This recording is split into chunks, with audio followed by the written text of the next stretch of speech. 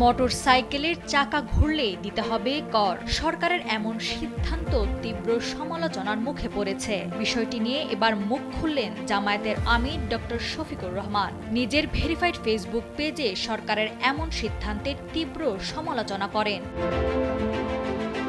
Motorcycle চালকদের পক্ষ নিয়ে কর আরোপের সিদ্ধান্তকে জনস্বার্থ বিরোধী বলে কড়া সমালোচনা করেছেন জাতীয় সংসদের বিরোধী দলীয় নেতা ডক্টর শফিকুর রহমান। একই সাথে মধ্যবিত্তের যাতায়াতের প্রধান এই বাহনের ওপর বাড়তি করের বোঝা অবিলম্বে প্রত্যাহারের দাবিও জানান তিনি।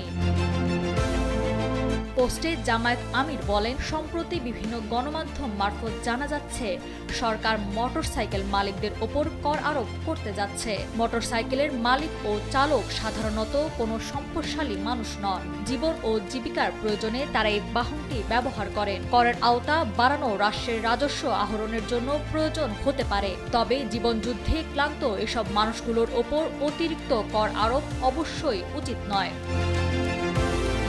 পোস্টটি শেয়ার করার পর থেকেই সামাজিক যোগাযোগ মাধ্যমে তা ব্যাপক সাড়া ফেলেছে। পোস্টটির কমেন্ট বক্সে সাধারণ মোটরসাইকেল চালক ও নেটিজেনরা সরকারের এই সিদ্ধান্তের বিরুদ্ধে তীব্র ক্ষোভ ও ডক্টর শফিকুর রহমানের বক্তব্যের সাথে সংহতি প্রকাশ করেছেন।